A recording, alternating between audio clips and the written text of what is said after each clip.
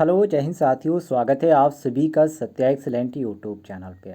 साथियों, आज की डेट का यहाँ पर आंसर की लेके आ चुके हैं। आज की डेट है 28 जनवरी 2022 और 28 जनवरी 2022 के जितने भी छात्र गए थे आज की डेट में एग्ज़ाम देने इलेक्ट्रीशियन सेकेंड ईयर का, उन सबका यहाँ पर आंसर की आ चुका है। और जितने भी छात्र ऐसे जो अपना यहाँ पर आंसर की डाउनलोड नहीं कर पा रहे हैं, तो इस वीडियो के डिस्क्रिप्शन बॉक्स में मैंने अपने यहाँ पर व्हाट्सएप ग्रुप का लिंक दे रखा है। आप व्हाट्सएप ग्रुप में ज्वाइन होकर और वहाँ से अपना एडमिट कार्ड का फ़ोटो खींचकर भेज दीजिएगा। मैं आपको डाउनलोड करके यहाँ पर दे दूँगा आपका आंसर की।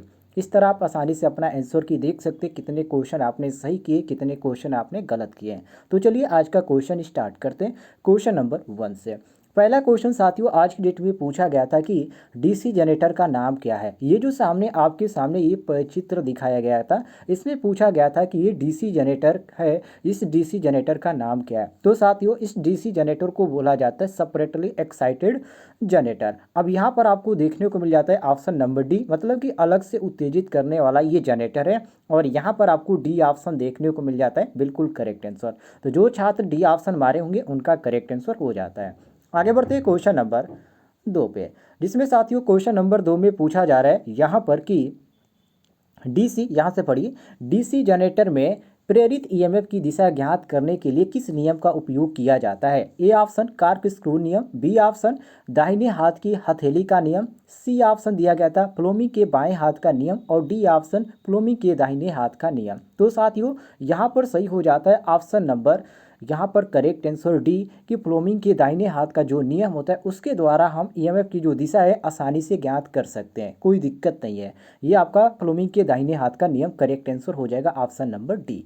आगे बढ़ते हैं क्वेश्चन नंबर 3 पे, जिसमें क्वेश्चन नंबर 3 में पूछा गया था कि आर्मेचर वाइंडिंग प्रतिरोध को मापने के लिए किस उपकरण का उपयोग किया जाता है। ए ऑप्शन मेगर का, बी ऑप्शन मल्टीमीटर का, सी ऑप्शन श्रेणी प्रकार ओम मीटर का और डी ऑप्शन केल्विन ब्रिज का। तो साथियों यहाँ पर सही हो जाता है ऑप्शन नंबर डी, बिल्कुल करेक्ट आंसर। केल्विन ब्रिज का आर्मेचर वाइंडिंग प्रतिरोध को मापने में उपयोग किया जाता है। तो डी ऑप्शन आपका सही हो जाता है क्वेश्चन के अनुसार करेक्ट आंसर।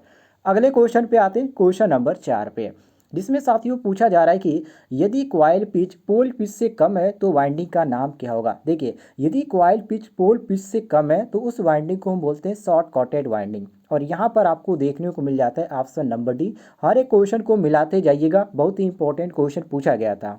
अगले क्वेश्चन पे देखते हैं क्वेश्चन नंबर 5 पे, जिसमें पूछा गया था कि डीसी जनरेटर का नाम क्या है। ये जो सामने आपको दिखाया जा रहा है डीसी जनरेटर, जिसमें एक वाइंडिंग है और यहाँ से आपको सप्लाई यहाँ पर दिखाई जा रही है। तो इस जनरेटर को क्या बोलते हैं साथियों, इसी को बोलते हैं डीसी शंट जनरेटर। और ऊपर वाला जो मैं आपको क्वेश्चन नंबर 1 यहाँ पर दिखा रहा था, ये जो जनरेटर होता है इसको क्या बोला जाता है, तो इसको बोला जाता है साथियों सेपरेटली एक्साइटेड जनरेटर, जो कि यहाँ पर आपको डी ऑप्शन देखने को मिलता है। और यहाँ पर आपको देखने को मिल जाता है ऑप्शन नंबर ए, बिल्कुल करेक्ट आंसर। तो कोई भी कंफ्यूजन नहीं होना चाहिए, ए ऑप्शन आपका करेक्ट आंसर हो जाएगा। आगे बढ़ते हैं क्वेश्चन नंबर यहाँ पर 6 पे, जिसमें साथियों क्वेश्चन नंबर 6 में पूछा गया था कि शॉर्ट और ओपन सर्किट के लिए आर्मेचर वाइंडिंग का परीक्षण करने के लिए किस उपकरण का उपयोग किया जाता है। ए ऑप्शन टोंग परीक्षक, बी ऑप्शन आंतरिक ग्राउलर, सी ऑप्शन बाहरी ग्राउलर या डी ऑप्शन डिजिटल मल्टीमीटर। तो साथियों यहाँ पर सही हो जाता है ऑप्शन नंबर सी, जिसको हम बाहरी ग्राउलर के नाम से जानते हैं। सी ऑप्शन आपका सही हो जाता है, क्वेश्चन के अनुसार करेक्ट आंसर मिला लीजिएगा।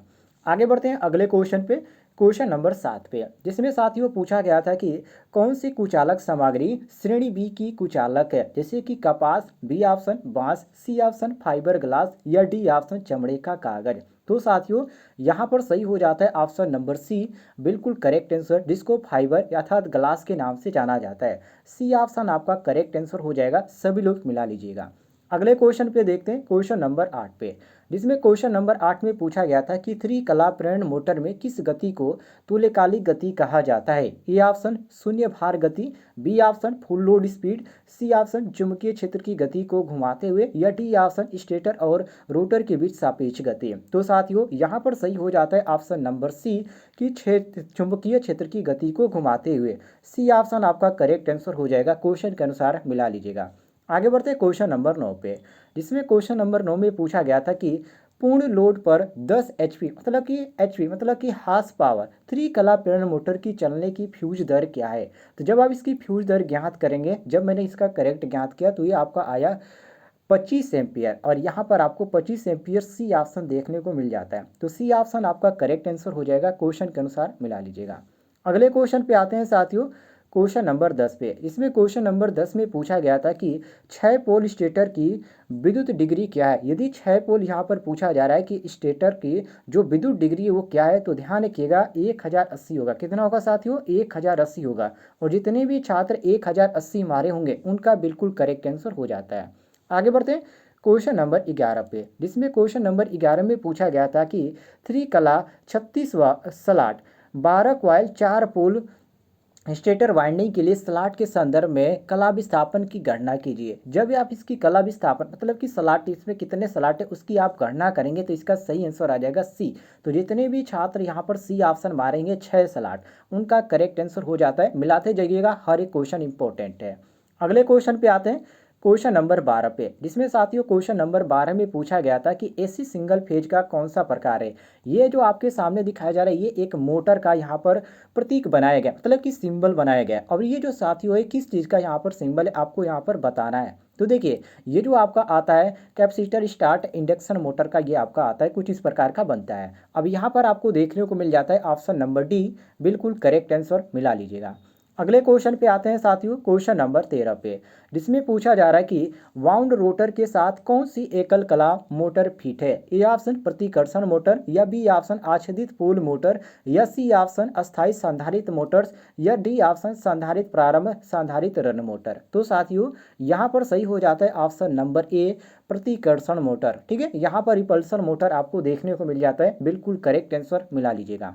आगे बढ़ते हैं क्वेश्चन नंबर 14 पे, जिसमें यहाँ पर क्वेश्चन नंबर 14 में पूछा गया था कि एकल चरण प्रेरण मोटर का कार्य सिद्धांत क्या है। मतलब कि जो मोटर है सिंगल फेज मोटर जो है उसका जो कार्य सिद्धांत है वो क्या है। ए ऑप्शन लेंज का नियम, बी ऑप्शन जूल का नियम, सी ऑप्शन दिया गया था फैराडे की विद्युत अपघटन नियम, और डी ऑप्शन फैराडे की विद्युत चुंबकीय प्रेरण नियम। तो ध्यान रखिएगा लेंज का जो नियम होता है वो सिंगल फेज इंडक्शन मोटर का कार्य सिद्धांत पर कार्य करता है। मतलब कि सिंगल फेज जो इंडक्शन मोटर होता है वो आपके लेंज के नियम पे कार्य करता है, इस सिद्धांत पे। तो ऑप्शन नंबर ए आपका सही हो जाता है, बिल्कुल करेक्ट आंसर। आगे बढ़ते हैं क्वेश्चन नंबर 15 पे, जिसमें साथियों क्वेश्चन नंबर 15 में पूछा गया था कि घरेलू पानी पंपों के लिए कौन सी मोटर पसंद की जाती है। A option universal motor, B option प्रतिकर्षण मोटर, सी ऑप्शन आच्छादित पोल मोटर, या डी ऑप्शन संधारित्र प्रारंभ मोटर। तो साथियों यहाँ पर सही हो जाता है ऑप्शन नंबर डी, जिसको हम संधारित्र प्रारंभ मोटर के नाम से जानते हैं। तो डी ऑप्शन आपका सही हो जाता है, क्वेश्चन के अनुसार करेक्ट आंसर। अगले क्वेश्चन पे देखते हैं, क्वेश्चन नंबर यहाँ पे 16 पे, जिसमें पूछा गया था कि अल्टरनेटर को कैसे रेटेड किया जाता है। ए ऑप्शन केवीए में, बी ऑप्शन किलोवाट में, या सी ऑप्शन मेगावाट में, या डी ऑप्शन केवी में। तो हमेशा ध्यान रखिएगा जो अल्टरनेटर होता है उसको हम केवीए में करते हैं। किसमें साथियों? केवीए में। और ट्रांसफार्मर का भी क्या होता है? ट्रांसफार्मर का भी केवीए ही होता है। तो ये आपका सही हो जाता है ऑप्शन नंबर ए, बिल्कुल करेक्ट आंसर मिला लीजिएगा। अगले क्वेश्चन पे आते हैं, क्वेश्चन नंबर 17 पे, जिसमें साथियों क्वेश्चन नंबर 17 में यहाँ पर पूछा गया था, मैं थोड़ा सा इसको जूम कर देता हूँ ताकि साफ आपको दिख सके।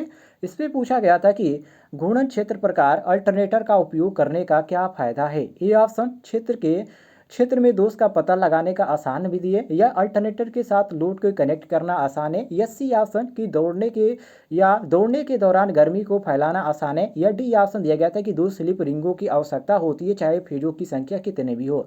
तो साथियों यहाँ पर सही हो जाता है ऑप्शन नंबर डी, बिल्कुल करेक्ट आंसर मिला लीजिएगा। और किसी भी क्वेश्चन में आपको किसी प्रकार का डाउट होता है तो कमेंट बॉक्स में पूछ लीजिएगा। अगले क्वेश्चन पे आते हैं, क्वेश्चन नंबर यहाँ पर 18 पे, जिसमें यहाँ पर साथियों पूछा गया था कि आकृति में दे, मतलब यहाँ पर दिया गया कि जो यहाँ पर फंक्शन है जो कन्वर्टर का, उसमें यहाँ पर पूछा गया कि कन्वर्टर का यहाँ पर कौन सा यहाँ पर कार्य है। जैसे कि ए ऑप्शन दिया गया कन्वर्टर एसी डीसी, और यहाँ पर वोल्टेज यहाँ पर लिखना चाहिए लेकिन यहाँ पर वोल्टेज लिखा गया, इसीलिए यहाँ पर कहा जाता है कि जितने भी छात्र जा रहे हैं एग्जाम देने वो इंग्लिश और हिंदी को दोनों को मिला लीजिए। अब यहाँ पर देखिए कुछ इस तरह का यहाँ पर हिंदी में गलत यहाँ पर लिख दिया है और इंग्लिश में बिल्कुल सही लिया है। लेकिन जो छात्र यहाँ पर डी ऑप्शन मारे होंगे जो उनका बिल्कुल करेक्ट आंसर होता है collect to delete direct current, मतलब कि विद्युत जो यहाँ पर प्रवाह है वो सही दिशा में हो। ये आपका सही हो जाता है ऑप्शन नंबर डी, बिल्कुल करेक्ट आंसर।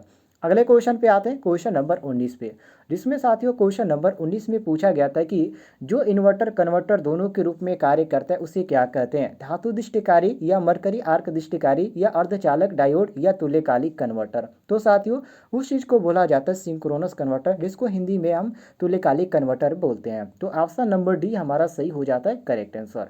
आगे बढ़ते हैं क्वेश्चन नंबर 20 पे, जिसमें क्वेश्चन नंबर 20 में पूछा गया था कि किस एप्लीकेशन को केवल डीसी की आवश्यकता होती है। मतलब कि जो कौन सा यहाँ पर प्रिंसिपल है उसके केवल यहाँ पर डीसी की जरूरत पड़ती है, जैसे कि विद्युत लेपन या वोल्टेज बढ़ाना या इंडक्शन मोटर प्रचालन या प्रतिकर्षण मोटर प्रचालन। तो साथियों यहाँ पर ए ऑप्शन आपका सही हो जाता है, ध्यान रखिएगा ए ऑप्शन आपका राइट आंसर हो जाएगा। अब दोस्तों यदि आप अपना भी यहाँ पर आंसर की डाउनलोड कराना चाहते हैं तो इस वीडियो के डिस्क्रिप्शन बॉक्स में मैंने व्हाट्सअप का लिंक दे रखा है। आप व्हाट्सअप से जुड़कर अपना जो भी आपका एडमिट कार्ड होगा एडमिट कार्ड का फोटो खींचकर भेज दीजिएगा, मैं आपको उसी आपको जो व्हाट्सअप है उसी पे मैं आपको भेज दूंगा। आपका जो भी आंसर किया जाएगा उससे आप आसानी से अपना मिला पाएंगे। उम्मीद है आपको जानकारी पसंद आई होगी, पसंद आई तो वीडियो पर लाइक कीजिएगा और चैनल पर नए होंगे तो चैनल को भी सब्सक्राइब कर लीजिएगा।